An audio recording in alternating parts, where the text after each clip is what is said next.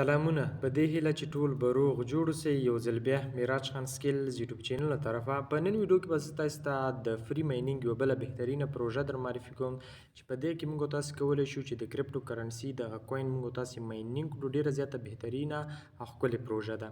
د دې پروژې نوم دی مرینا. تاسو سره دغه ویډیو تر پای پورې وګورئ. زموږ چینل میراج خان سکل سبسکرایب کړئ. مکمل لارښود په همدې ویډیو کې زه تاسو ته درښایم.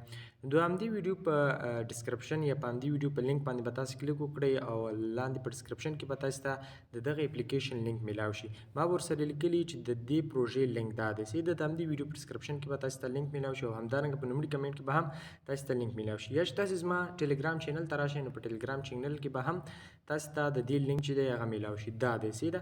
نو تاسو په همدې پروژې کې په مرینا پروتوکول باندې کلیک واخلئ. سیده چې کله کلیک پې واخیسته دلته تاسو دی چې په یو بروزر له لارې تاسو لغه شئ. نو دلته به تاسو کروم بروزر تاسو څه کوئ، کروم بروزر به تاسو انتخاب کړئ.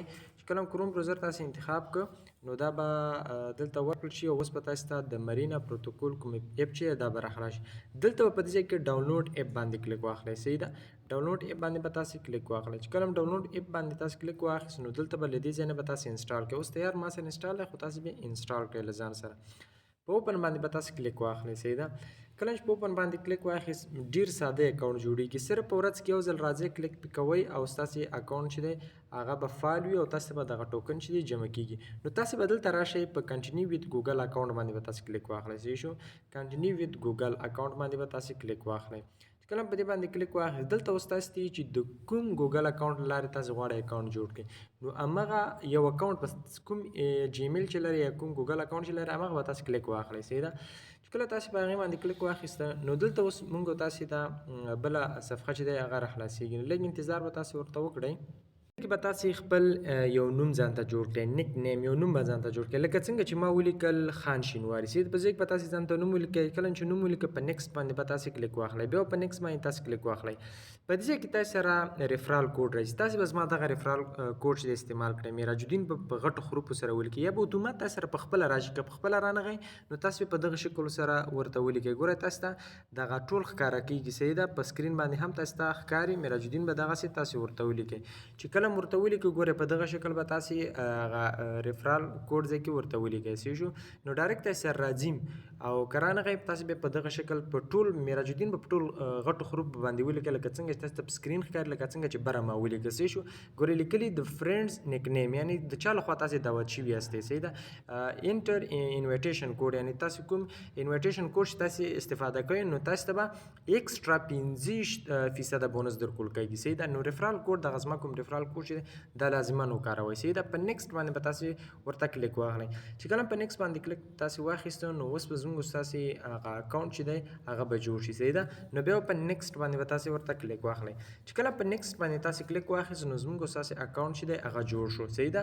نو دلته به موږ تاسو سره کوین پکې جمع کېږي. په دې ساحه کې موږ تاسو سره کوین جمع کېږي. دغه پوینټونه به موږ تاسو جمع کوو.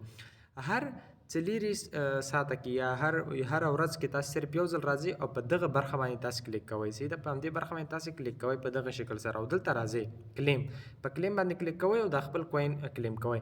دلته یو بل هم دی 2x کلیم. 2x کلیم نه څه مطلب دی؟ مطلب دا دی چې کله تاسو دغه 2x کلیم وګورئ نو دلته به تاسو اعلانات یو 15 دقیقې اعلان دی هغه به تاسو ګورئ نو ستاسو دغه 10 پوینټه چې کوم دلته ښکاره کېږي دغه 10 پوینټه نو دغه 10 پوینټه به تاسو ته 15 پوینټه بیا درکول کېږي. یعنې که چېرته تاسو اعلان وګورئ او که اعلان نه ګورئ نو بیا ساده په دغه کلیم باندې تاسو کلیک ورته واخلئ. ګورئ لکه زه په ساده په همدې کلیم باندې زه کلیک اخلم. ګورئ نو اوس په دې کلیم باندې ما کلیک واخیست. ګورئ دلته ماته څو کوینه جمع شو؟ ماته 10 ټوکنه چې پوینټونه چې دی ماته جمع شو.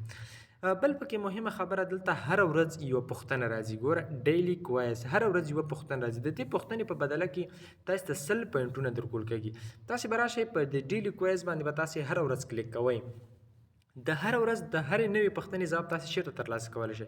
تاسو به د همدې ویډیو په ډسکرپشن کې به تاسو ته د یو وټساپ ګروپ میلاو شي. ستوشي اپ په نامه یو وټساپ ګروپ دی.